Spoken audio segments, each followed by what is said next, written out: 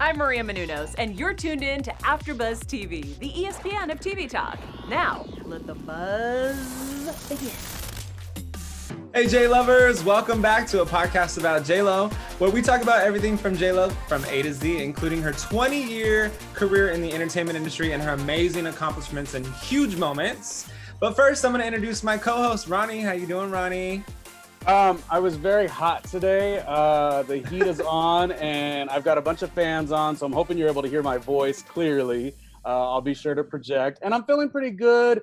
Obviously, there was a lot that's been going on just in the world, and of course, there was a holiday of sorts. But I will say the one thing that's invigorated me just a little bit is watching Hamilton on Disney Plus. I enjoyed that as much as I thought I would, and I'll probably go watch it again and again and again. So it was very, very good. And we talked about Lin-Manuel a little bit on last week's show. Yes. So it's just really fun to watch that on Disney Plus. It really invigorated the arts. So I was happy. Yeah. I haven't watched it, but because I was supposed to see it in New York because I do have a connection, and they were like, we can get you in to see the show. But then the whole pandemic happened, so now it's at a wait. So I don't know if I want to watch it yet or if I want to wait to go back to New York and link up with my connection and see it in person, because I feel like it would be a different experience here. Oh, so you're doing the bougie card, which I could respect, because I've always said, don't get this confused. I'm aspiring bougie. But you're basically saying, why watch it on the Disney when I could watch it at the Richard Rodgers? I see what you're doing. Okay, all right. Aspiring bougie, this one is. We keep it at a level and we stay there. We don't go a step back. Okay. No. So let's talk JLo. We have some JLo news. So we're going to be telling you guys if JLo will be coming to your block. Producer Bree's going to go ahead and pull up the video, and then I'm going to go ahead and let you guys know what's going on in the world of JLo. All right, guys. So JLo recently bought a $1.365 million property in the San Fernando Valley in Encino. So if you live in the neighborhood, this is your chance to be JLo's friend. The house is a 3-bedroom, 2-bathroom, 2,200 square foot house with an attached office off of the garage. This portfolio fits more of A-Rod style instead of JLo's, but they do have a magnificent real estate portfolio, and they have been investing in several different areas of the country. So the house flipper who originally bought it, this is the second time it's on the market this year, converted the whole house into an eco-friendly home, a smart home. Yeah. So that way it can roll back on power and it's self-sufficient. The lawn is very low maintenance, and the flipper on this property made a total of $326,000 profit from purchase, because it was purchased for $1 million this year. And, I was in the running for that home, but, she just squeaked it out of me. Just, I was so close, and I just couldn't pull the final offer. But good for JLo. And really cool to inspire eco-friendly homes. We're at a stage where sometimes we don't need to mention it all the time, but obviously the environment is super important. And I'm glad that's a new wave of celebrity homes, because celebrity homes could sometimes get a little outlandish, but to reel it back in and to make mention of that is very important. This has been a new theme because John Legend and Chrissy Teigen did the exact same thing. They downsized in home and space, and it's very eco-friendly and efficient in that matter. They have doors that open up completely and go into the wall for breeze spaces when it is cooler outside, so they can turn off their internal air conditioning units. I believe their home is only like 1,700 square feet, if I recall correctly, which isn't too much bigger than my own house. But I mean, of course, it's in the land of luxury in the hills of Hollywood. But I think this is great. I think maybe this is a real estate investment long term, maybe for Max and Emmy, or even one of A-Rod's kids, because this is more up his alley. So the place is gorgeous. I think this is a good move because inflation is crazy right now. I have been watching the stock market for the past several weeks. I'm in and out of the stock market for the past 2 years. And I mean, Tesla, for example, this time last year, $237. Tesla's reaching a $1,500 peak per share. And Tesla is actually a smart company that goes into solar panels and whatnot, like this house that JLo bought. So I think if anybody at home is watching right now, is a great time to invest in those types of companies and tech companies and e-commerce. We were at a bear market about 2 months ago, and the market is only 8% below of what it normally is. So the economy is actually doing better than we anticipated. So invest in companies like Tesla, y'all, because these solar panel houses and these smart homes are going to be the new thing. Moving off that, what do you think of the neighborhood itself? For the people that are checking out this podcast that aren't familiar with where Encino is, it's just a little bit further out, but gives much more of a neighborhood feel. Famously, the Jacksons always lived in the Encino area.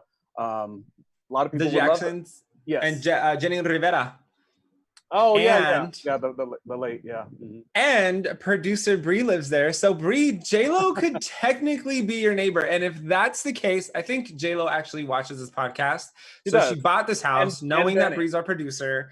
And she definitely wants us to have us over in that extra office space to shoot the podcast live there so that we can all just be in the same room, because I feel like her being distant from us is really affecting her with the podcast. And she really wants to have that deep connection conversation with us. What's your thoughts on that?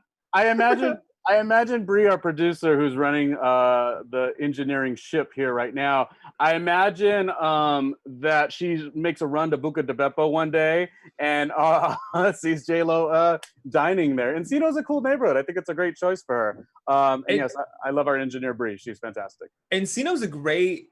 It's not even. I don't want to say it's under the radar, because it's not, but it's just kind of like a normal neighborhood, like one that I live in, where you just take your kids to school down the street. There's no fencing. Of course there is homes that do have those barricades, but this isn't a property like that. So, I mean, in all realness, it could be for Linda or Mama Lupe to be living there. Because Encino's a very weird place. Hi guys, Bree in the booth here. Because I would say, like, depending on what side of Ventura Boulevard you're on, depends on what kind of neighborhood you live in. So I'm not that any neighborhoods are necessarily bad or anything like that in Encino, but it's just more like your more typical suburban homeowners on one side of Ventura, and then you go to the other side of Ventura, and it's very celebrity driven. We're getting a lot of celebrities moving into Encino. I believe the Jonas Brothers all have a house here. I think we were going to go see more and more celebrities just kind of moving into the area, because it is something that's a little removed from the city. Like, you're not in the city, you're not in Beverly Hills, you're not necessarily on the radar of maybe all the tourists and stuff, but you can still have a nice home.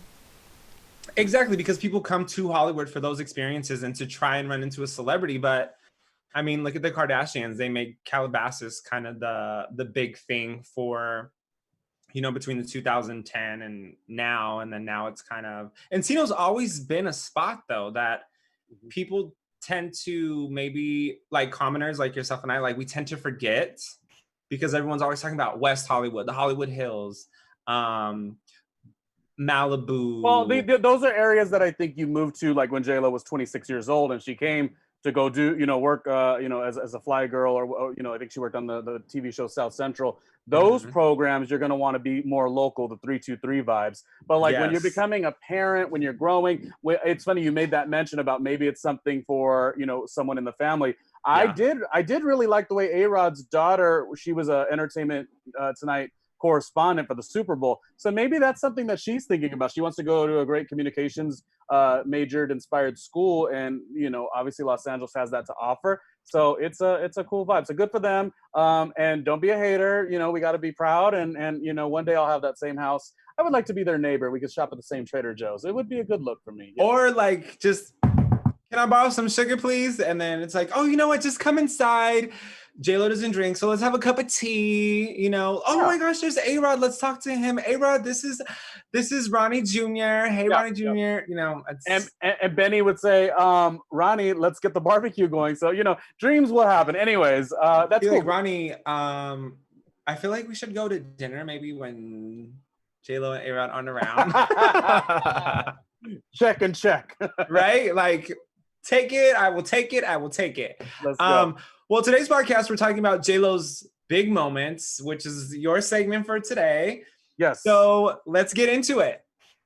Well, we're just basically I'm looking at my phone here if you are watching the video portion. And also big shout out to the people on the iTunes, Spotify, et cetera, et cetera. Do they call it iTunes anymore? They call it Apple Podcasts now, huh?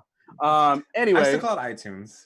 shout out to all the audio and video listeners, viewers. If you're going to watch it on video, I'm just referring to my phone. So how we're going to break it down is we're going to do top 3 moments, but we're doing it in fashion, live performance, and movies. Yes. We'll save fashion for the last one because I think Russell has some information there. Yes. So I'll do my top 3 moments in regards to live performances, and you could exchange. You could do your list of 3, however you want to interject. But let me start with my top 3 JLo moments. Which, by the way, you guys, if you're a JLo fan, this was like the hardest thing to do. Like I was like, am I doing early 2000s JLo as my top moments? Am I doing what's happening now?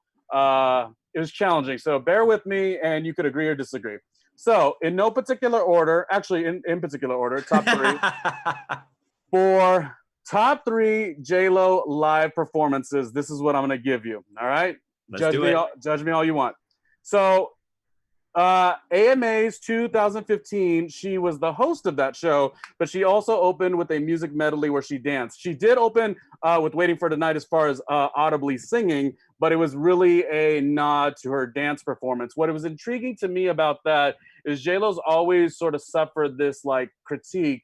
She can't do this, she can't do that, she can't do this, she can't do that. But lo and behold, she continues to do all these things year after year after year. And something about seeing JLo at the AMA stage in 2015 as the host, but her opening up the show with Waiting for Tonight, going into this dance medley, having this little like warm chuckle. I was actually just watching the clip recently, this warm chuckle with like, well, I came here to dance. And then doing this dance medley and having literally all the most jaded industry, executives and performers kind of get a rise out of JLo. That to me was like, this woman is so fierce. She's so tenacious. I always say JLo is the type of gal that if she worked at the CVS and didn't have the career that she had, she'd still be the most popular girl at the CVS. So that's what I love about JLo.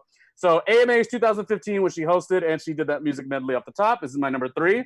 My number 2 live performance for JLo is going to be Marc Anthony, Staples Center, when they performed together. It was significant because at that time in her career, she had not done like a tour of that degree. So the Marc Anthony connection, it really made sense as far as love. I remember when they did No Me Amas, looking at each other was such a good song. It's so great when they get into it. And that was like, a peak of their love.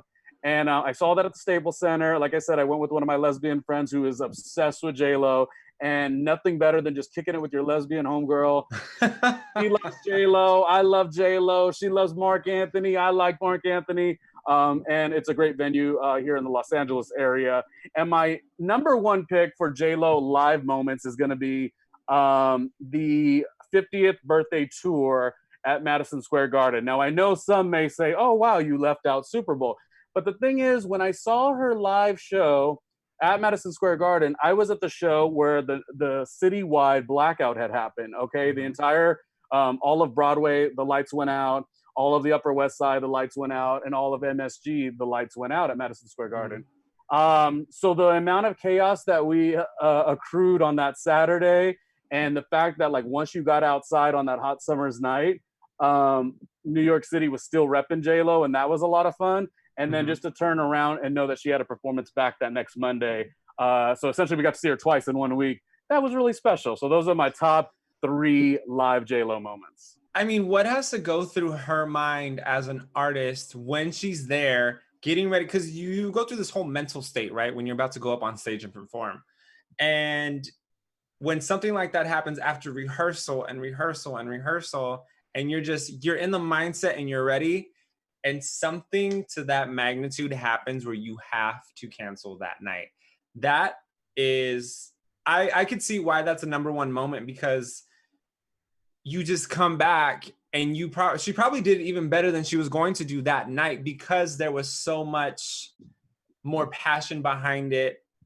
Because she's there for her fans. She loves her fans, and she probably wanted to give them the anticipated performance that they were waiting for, but then to a new degree because of the whole blackout situation. And you felt like a couple things. Once you left the venue and you found out it was for real, I cannot express to you, Russell, what it felt like to be in New York and have all these JLo fans sort of in mixed chaos. You know, it was chaos because what had happened, but it was also like people were playing music out of their cell phones or speakers that they had. People were dancing, singing. It was a very unique experience. I remember we ended up getting drunk that night, so it was kind of like a cool, fun night. At that point, we saw 5 JLo songs, but what was more interesting is those next 2 days, like engaging with her social media and seeing that she's like planning to come back, and when can she come back? She had a Boston show 2 days later. Like I felt like I was in on this really cool experience, and that's why when we did go back to the show on Monday, to say we were a part of the Let's Get Loud crew was an understatement. It was so fun, and we took a bad situation, which had nothing to do with anything other than the electricity, and sometimes New York has had the blackouts as far as electricity in the past. So this was just an experience that I had with it. It was very cool though. Yeah. I wish I can see her one more time. You know what I mean? Like I seen her in Vegas, and that was just an emotional experience in itself, because if anybody that knows the Axis Theater, or I think now it's called the Zappos Theater with Gwen Stefani being there, it's such a close-knit venue and only fits a certain amount of people. So you might have been in the 6th or 7th row, or maybe even the 15th row, when in reality, you're only 30 feet away from her. Right. And I think I didn't get to go to that show because every time from New York, when I'd come back to the West Coast and try to make that Vegas trip, it was always on break. Yeah. But what I do remember from seeing about the show, it was her coming into her showgirl mentality. It was very intimate. One time, I'm referring to the JLo MSG show, but like one time I saw Alicia Keys at the Apollo in Harlem, and something about the smaller venues just always make much more sense if you really care about the artist. So, and the crazy part was in Vegas, the tickets weren't even that expensive. Oh, right. They weren't. So for them to have that type of moment, and you're that close, and you get to experience that, like she could just shake and a little droplet of sweat, and then you just never shower for the rest of your life because you've just been touched by an angel. But that's how close you were, and it was a surreal, crazy experience. It was a whole experience. I went dressed up in a vest, slacks, some nice shoes. I was to the tens that night. It was a night out. Yeah, and you said your friends surprised you, so that was they did. Or they tried to really surprise you, but you're too rigid, so you gotta let loose, buddy. No, I like to work. Look, there's 24 hours in a day. You only need between 7 and 8 hours of sleep, and then you have 16 hours to do everything that you need to get done from point A to point B. And to me, I don't like to miss a beat. So I don't sleep in. I get up in the morning. I check the stock market. I either sell or make my trades that I need to. Go to the gym. Do my meal preps for the day, do my grocery shopping, come back, do more research on what's going to happen to the market tomorrow. I have such a knack for pushing the limit a little bit further than the normal person does, because I feel like that's how you maximize life, and that's how you get the most out of life, which I just take that from JLo because she does that as well. So it's something that is worked on though. I feel like in my younger days, I definitely moved a little faster. Now, over 35 years old, I've slowed down a little bit because I think there's a little bit of a value in that. So, but you're right. JLo is 50 years old, and she continues to go at lightning speed. My big point on that is it's all how you train yourself. You know what I mean? Like, there was a time in my life and career where I could not be working, and I could not believe that I crossed over that threshold at one point where I was like, no, it's also good to go do social things, hang out with friends that isn't necessarily always related to work. Go have a night out with debaucherous alcohol. Like all that stuff is very important. But I like what you're saying. To have an agenda, to be focused. It is very reminiscent of what she does and why she's able to accomplish so much, while we're able to say, excuse me, don't tell me she can't host the AMAs, because in 2015 she did that and you were watching and you loved it too. Yes. Should I move on to the next topic here in our top 3? Let's do it. Okay, and welcome to comment your top 3 as well. So that was top 3 live performances. And I know Bree loves this next category. So this right now is going to be JLo's top 3 movies. Okay, so JLo's top 3 movies. You better get this right. So hard to select, but get this right. This is beautiful Ronnie Jr.'s opinion, and don't you forget it. Okay, so I'm gonna go with number 3 is going to be Mi Familia. While it was only a small role, it was very significant to me that I really believe in when you work with somebody, you have the potential to nourish that relationship, and there's no small roles. What do they always say? There's no small actors, only small roles. Is that the term? Bree, is that the term? No small. You know what I'm saying? It's no small roles, only small actors.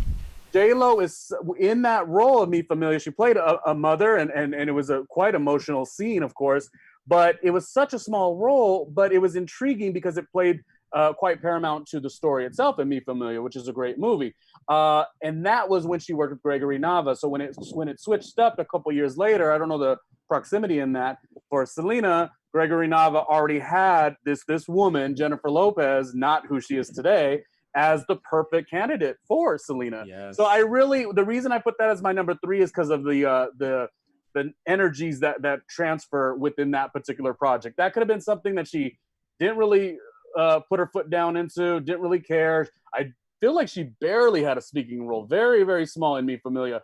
And then the last cool thing is, if you follow it when it had happened, it was really awesome that JLo was the mother to Constance Marie's character in Mi Familia. But when they got to Selena, again, talking about that energy of working with people that you like to work with, Gregory Nava, of course, had Constance Marie as the mother to the Selena, which was played by JLo. Obviously, It wasn't exactly them because it was the daughter version of the actress, but stuff like that is so cool to me, man. And I just felt like, while it's a little role, that's got to be number 3 in my top JLo moments for movies. Number 2, I want to go with El Cantante, the Hector Lavoe story. The reason is very similar to what I've already said if you follow our podcast, which is, when she did what she did at the very beginning, I felt like she had to go in different arenas and kind of like do mainstream projects. She had a bit of a strategy on how she was going to keep her name out there, how she was going to grow.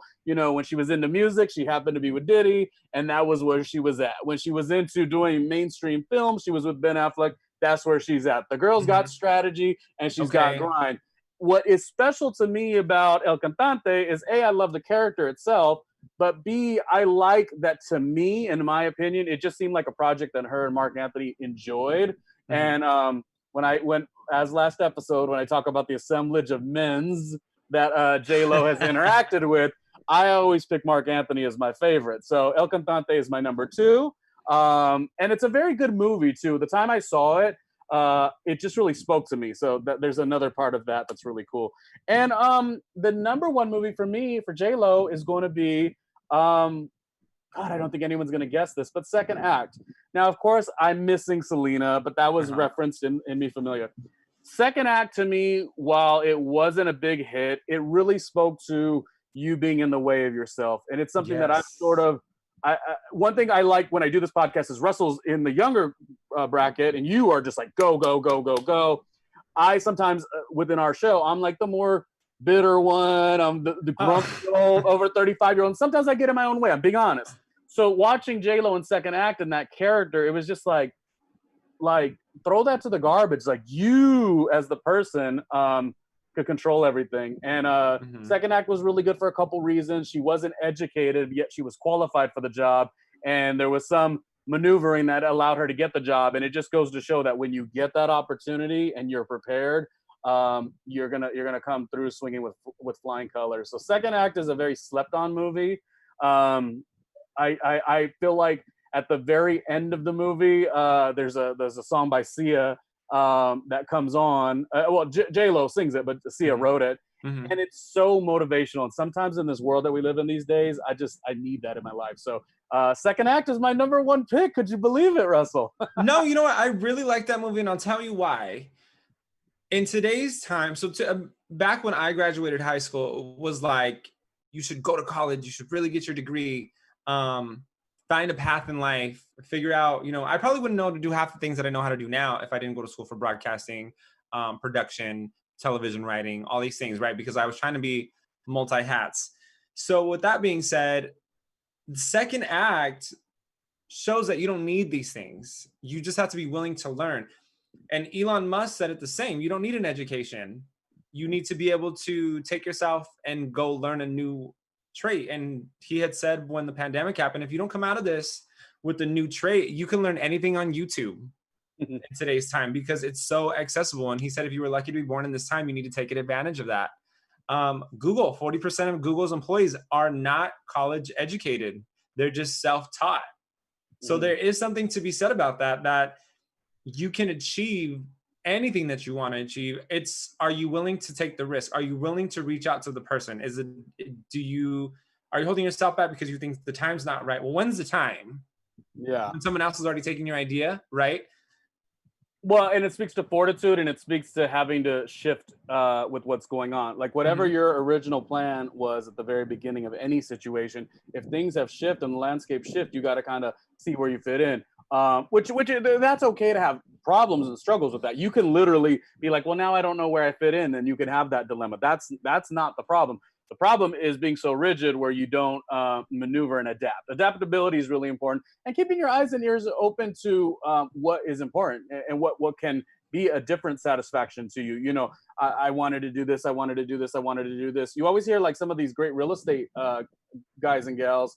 And sometimes that was like so far off from their original goal, but they ended up being so good at this particular art form to a degree. So keep your eyes and ears open. I feel like I've been hopefully being better pre the pandemic and then coming out of it because it's keeping me like more focused with healthy eating habits and really remembering that like don't go too quick and forget about your health, like stuff like that's important. So second act not to tie it in, but second act really spoke to all that. And by the way, Vanessa Hudgens is in it and she played a really cute role. Leah Remini was in it. And I think every JLo fan just wants to see JLo and Leah Remini kick it at all times. Like they're the funnest. What? My favorite moment with her is when they just randomly show up and they say that they're going to a convention. And none of them have the same story in the movie, but they tell JLo that they're each going to a different place. Yeah. And then she's so embarrassed, but because they wanted to meet Vanessa Hudgens at the time, they just really tried to pull it together and be there for her. And I think that's what friendship is all about as well. You take the good with the bad and then dysfunctional along with everything else, and it creates your perfect harmony with your opposite that complements you in friendship. And there is something to be said about that as well. But I think it's time to get on to the moment that we've all been waiting for. I was nervous about this moment, though. I got to tell you, because, I wear a T-shirt from the American Apparel. That's all I could do. So I'm like, how do I judge fashion? But tell me what's up now. Look, this is from Ross, so it's nothing fancy. It's not what it is. It's how you dress it up, right? This sleeve is technically down to here. I just rolled it up, trying to make it. Is that from Ross Dress for Less or from Ross Matthews? That's what Ross Dress for Less. Okay, so here's our top JLo fashion moments. And I know I got this right all the way across the board. So if y'all want to jump in the comments and leave your comments, you can, but that's cool because I know I'm right. Wait, you're not even leaving a chance for you to be wrong? What's wrong? No, I'm absolutely not wrong. I'm right in every occasion. I wouldn't understand why I would be I don't understand why I would be wrong. The 2 weeks worth of research and the topic was only invented a week ago. he's like, I've been ready for this moment since you pitched this idea to me months ago. I knew it. Cheers to that. Cheers to that. So let's do this. We're gonna start with the number one look, I'm putting them in order from time. So they're not necessarily ranked from 1 to 3. They're ranked from, order from date to present. So we're gonna take a look at the white Sean John outfit where JLo and Diddy went to the MTV Music Awards. She wore the white bandana on her head. She had the crop top. That's it, Sean John, which was a great publicity move for Puff Daddy at the time, Puffy. Yeah. You know how he liked to change his name like he liked to change his shoes. And the white fitted jeans. Now, JLo at that time was obsessed with white because her and Diddy recently jumped on a Zoom interview not an interview, but it was a charity event, and A-Rod was there as well with JLo. And Diddy mentioned that back in the late 90s, early 2000s, that JLo was all about wearing white and accessorizing with jewelry. Now, the reason I chose this look is because this is one of the iconic moments that when someone wants to be JLo for Halloween or any occasion, this look is constantly revisited since it's been out in 2000 or 99. That's quite hysterical that you mentioned that, because once you were done talking, I was going to say, and by the way, it's probably the one of the particular JLo Halloween outfits that gals and guys always try to recreate. That's so funny you mentioned that, because that is a huge look. It is, because it's so iconic. And, you know, one of our producers actually at AfterBuzz, Steph Sabra, she was JLo with the white outfit and iconic look one year. I think that was about 3 years ago.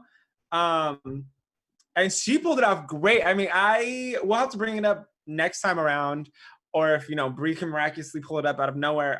It's on Steph Sabra's Instagram. This is one of our AfterBuzz colleagues, and she also works on the Maria Menounos show, a couple other things. Yeah, I remember that moment, and Steph really brought it to light, you know what I mean? And it's such a nostalgic thing that we all remember. Like, some of us were older, some of us were younger, but we all remember Diddy was on her hand, but she was like the star of that VMA show, for real. Let me tell you, Steph Sabra pulled this look off so good.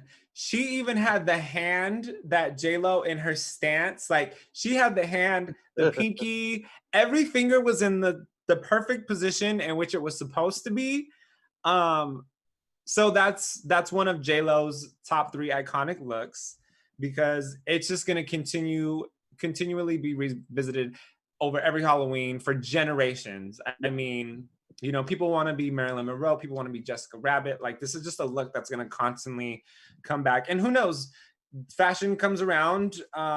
Nothing new is ever new. It's just revisited from the past.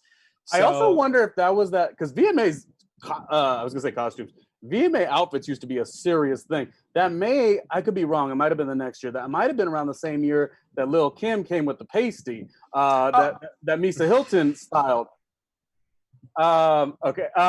So that VMA show was when people dressed to the nines to make an impression. We do actually have for our YouTube viewers, we do have a shot of our AfterBuzz colleague Steph as JLo circa VMAs back in the day. Let's bring it up, because I want the viewers to see, in comparison to JLo, how she looked, because I think Steph, there was no better person to pull this look off than Steph Sabra, because ooh, and you know, the comparison of it all is good. It's cool. I like it. And you know, on there's a show, Russell, a web show where they do toot and boot on for Drag Race. So I will say for Sabra, for Steph, for our girl, it's a toot. Her JLo look is a toot. She almost does JLo more than JLo does JLo. Oh, absolutely. I mean, if there's any person that could embody her or just be like 2020's version of Jennifer Lopez, is definitely Steph Sabra, because she can pull off any look.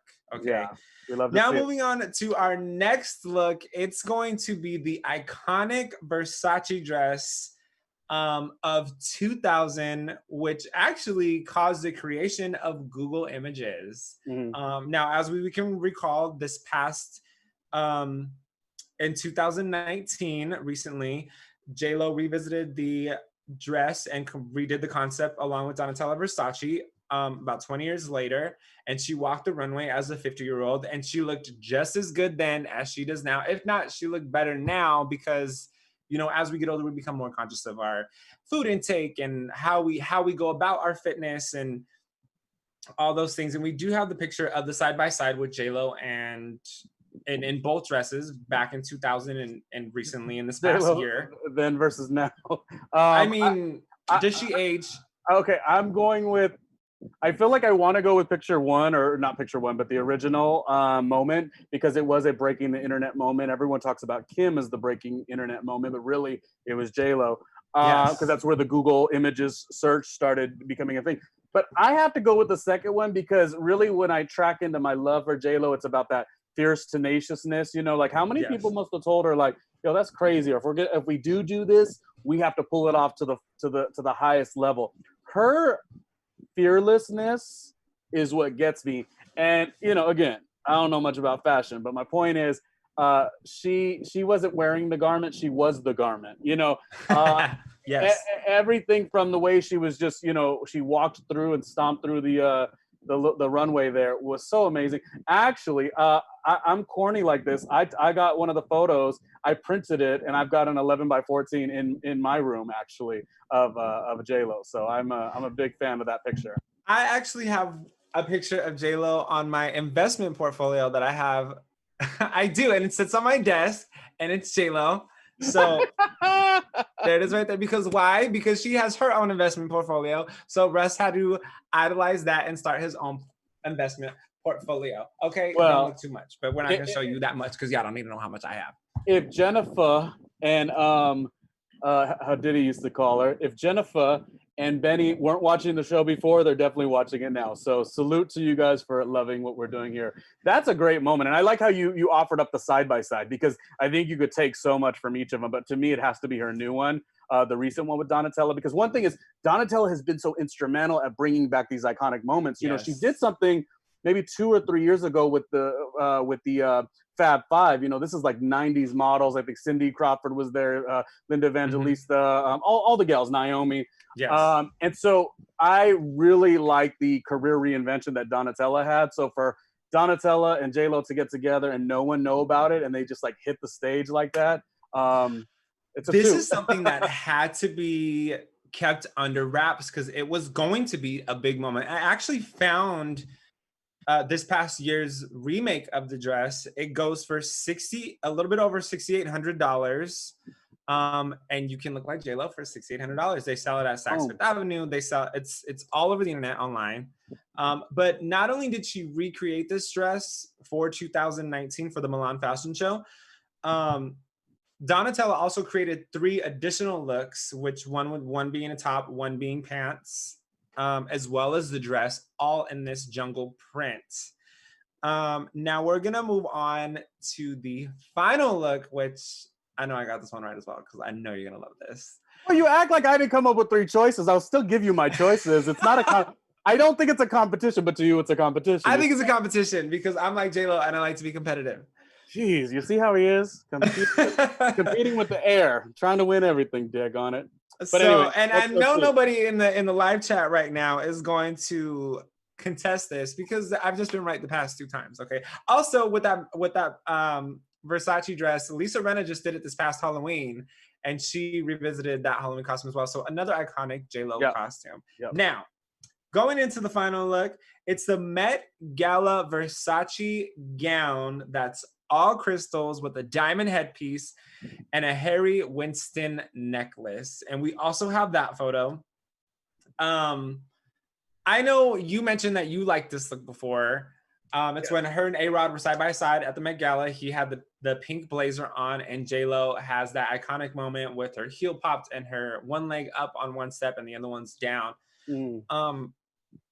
I mean, does it get any better than this? I mean, she has over 1,000 moments because she is a fashion icon, but these 3 moments, especially this diamond encrusted headpiece. Now, a lot of people gave her a little bit of flack for it because Rihanna had worn a diamond headpiece, but it was a different type. What I need people to understand. Like, well, you know, fashion, there's always going to be an influence. You know what I mean? Yes. As long as you're not dismissing somebody. I mean, somebody at one point could do some type of green print as JLo did, but reimagine in a different way. Like, if anything, it's a nod to it. You know, I think there's a difference between sharing and stealing. So I'm bummed because I think, honestly, Rihanna probably lived for JLo's look and JLo probably lived for Rihanna's look. So, you know, keep the computer, you know, chit chat to yourself. Well, Rihanna's known to be one of the biggest hype man for celebrities that come out and do these looks because she just loves fashion that much. I don't think I've ever seen Rihanna dismiss a look by a celebrity. If like, she's always given props where props is deserved. And I think that's the right thing to do. You should always give credit where credit is due. You should never take away from someone's moment. But those are the top 3 JLo fashion iconic moments that I have. I think those were great. Thank you. They were in particular order, or that was in like time sequential order. Yes, it was in just from time frame from past to present. One more note on what you were saying about that JLo moment and like that iconic, her with the leg, that photograph. I know it's referencing as soon as you said it. I think obviously it was also part of a moment that like we had known.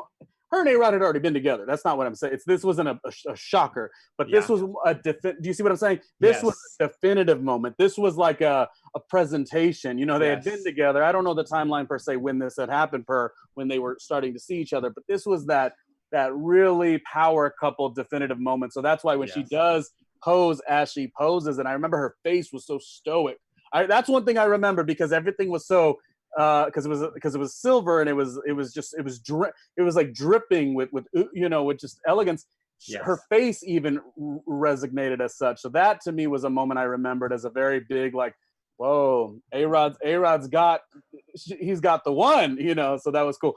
Real quick, my couple moments are so similar to yours, so that's actually quite funny. Nothing really strayed off from that. I will say one of my top 3 of it, so the third one will be when JLo was doing the whole velour tracksuit thing. Now, I don't think visibly that's the coolest looking thing, but the impression that it did for young girls at that time, like every girl I went to high school had to have that look. Not every girl, but a lot of them did. So that's an impression. So that's part of my top 3. My top 2 is, of course, Versace, as we would just talked about the second time around. To me, I mean, like I said, I like a cornball, I like printed the photo and like hung it up. Like, why do I need to stare at a JLo of her walking, in Versace? I don't know why, but I did. And my number 1 is very similar to yours as well, but it's not that Met Gala event. It was the other year, which I believe was 2018 when she was in Balmain. That to me, I don't think it was the religious theme. I tend to think that, but I thought it was a different theme. Regardless, there was just something very, I don't know, there's no more words for me to choose from, but just elegant. And I always think that was to me the biggest, most iconic JLo moment that she's had in the world of fashion, just to me. Everything from the hair to even the gown itself looked so heavy, and that meant something as well. I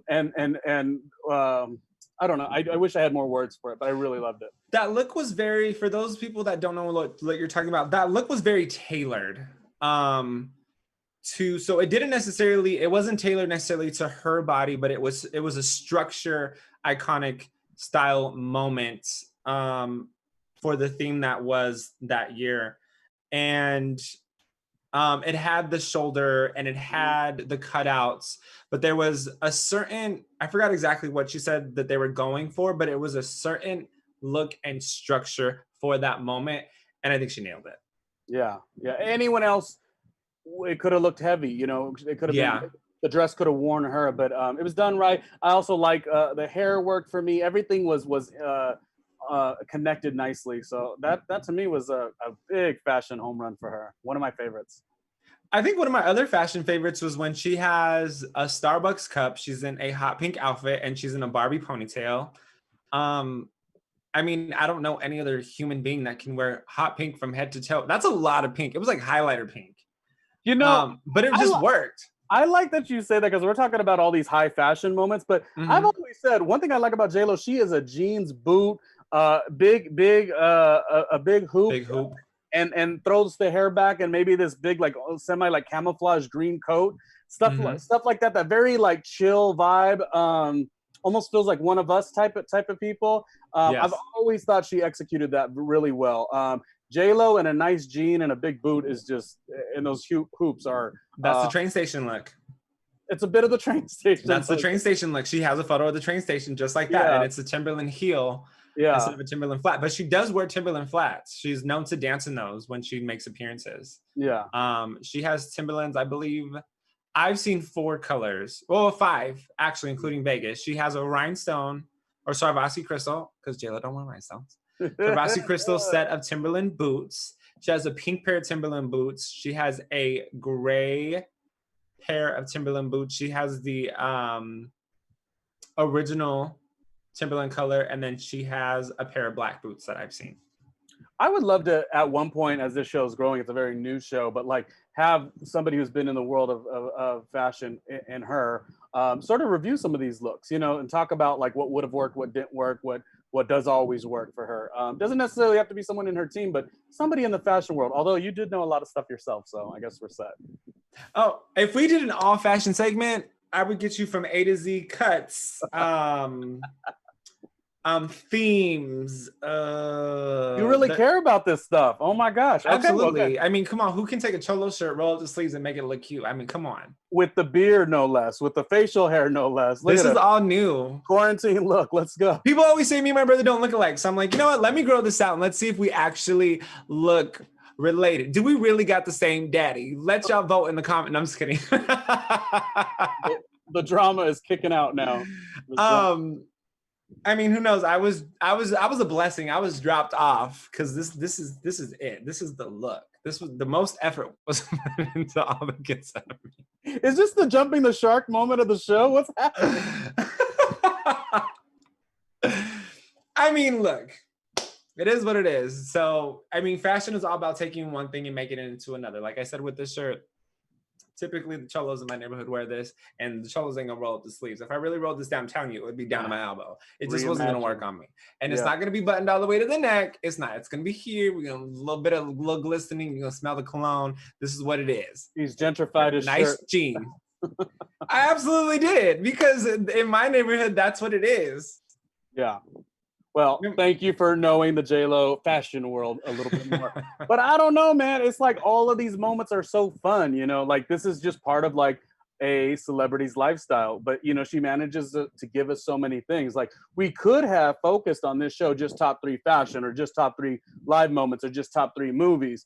Really, we could have done anything. But there was just something that made sense to just pick at all of these great moments and kind of like, you know, have everyone decide, oh no, I liked this, or oh no, I didn't like this, oh, I forgot about this. You know, for me to say a Mi Familia was one of her big moments, I'm not sure everyone's going to agree with that, but that is a moment where she was still building her name and you know, giving that charm when she was out there on set. And I love stuff like that, looking back at stuff like that. Well, if we think about it, she's one of the biggest things that were to step into Hollywood, given the fact that she is the only one to have a #1 both in music and in the box office. And then she broke the internet with Google Images. I mean, come on now. Like those are the 3 categories that we hit today. And she is the only one to have dominated something like that all at once. And the last thing, and you know, the last thing is it feels like she has a good time, you know.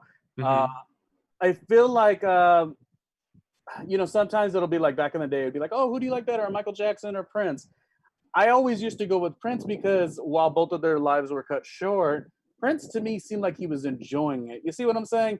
So like if you put JLo against all these other great songstress, you know, maybe, you know, of course they could probably sing her through the roof. Like it's fine. It is what it is. She never said she was the greatest vocalist in the world, but like JLo to me has fun with this career, you know, is what I see. So it'll be interesting to see where she goes next. You know, like what I really feel like her launching the careers of the next batch of people is going to be something that's going to happen for her. I mean, I guess in a way that's what she's doing with World of Dance, but as we talked about, I think it was last week, I'd like to see her with like a sitcom or something. I know it's cheesy, but it makes sense to like the age of her kids and bring back the sitcom. We need loving television. And I mean, who knows? Emmy might want to step in those footsteps, and that might be a great stepping stone for her to start into something light like that. But it's actually not as light as we might think it is.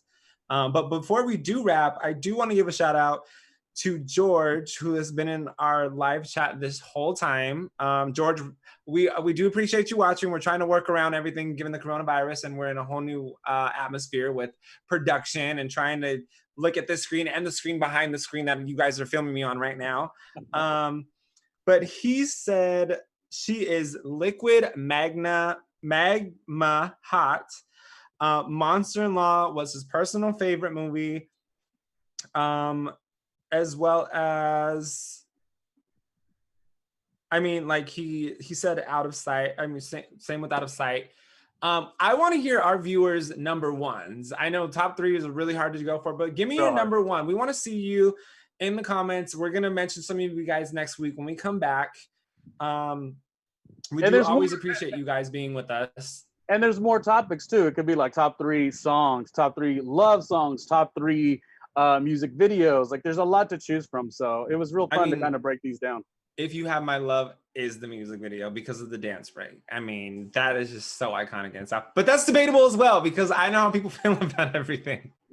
Right off the top of my head, Get Right goes pretty high also. Get Right is really up there, but that's not taking away from what you just said. Yeah, but I mean, Get Right also has a dance break.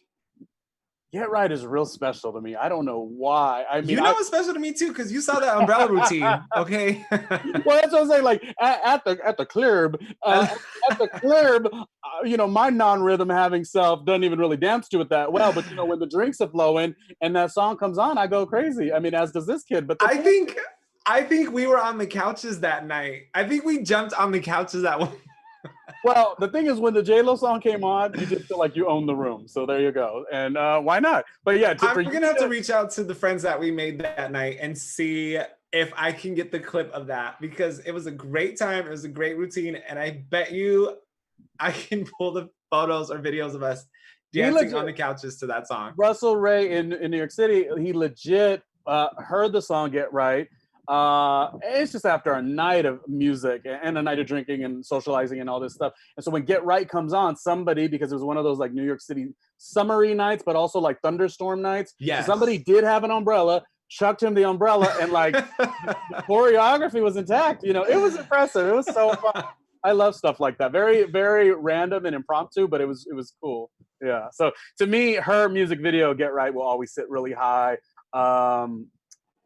Yeah, gosh, I think Waiting for the Night's pretty high up there too because it really was like the play of like the Y2K. That was kind of intriguing. And the one that she has on the floor.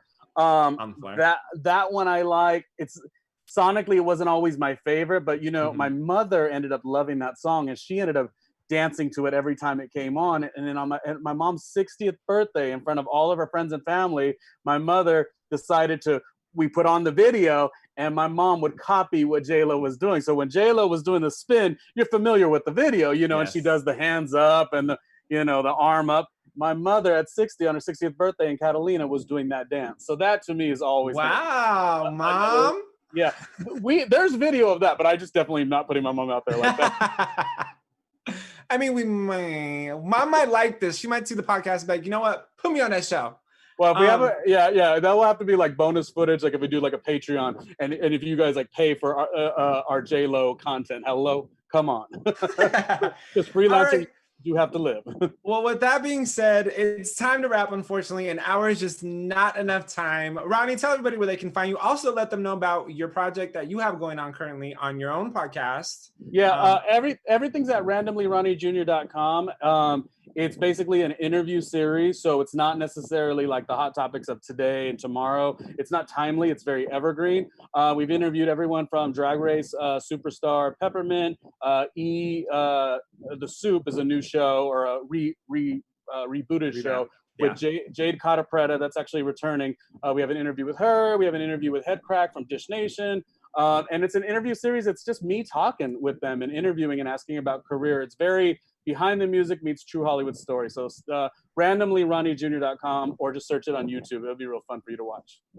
And y'all can find me all over the internet at Russell Ray Silva. You can actually find the direct link to this podcast as well. And it'll redirect you to AfterBuzz TV at russellraysilva.com under shows and click on JLo's show. And next week, next week, the last couple of shows we've been without a female presence, aside from our great Bree. But next week we might have some AfterBuzz alum or current AfterBuzzers come in and give the female perspective as well. So maybe we'll see. We'll also bring in the number ones next week because we're going to see everything that we get in the chat. So it would be interesting to see our co-hosts of next week's number ones as well. And on that note, we will buzz you guys later and we'll see you next week. Remember, always think JLo and always be JLo. Our founder, Keven Undergaro, and me, Maria Menounos, would like to thank you for tuning in to AfterBuzz TV. Remember, we're not just the first, we're the biggest in the world, and we're the only destination for all your favorite TV shows. Whatever you crave, we've got it. So go to AfterBuzzTV.com and check out our lineup. Buzz you later. The views expressed herein are those of the hosts only and do not necessarily reflect the views of AfterBuzz TV or its owners or principals.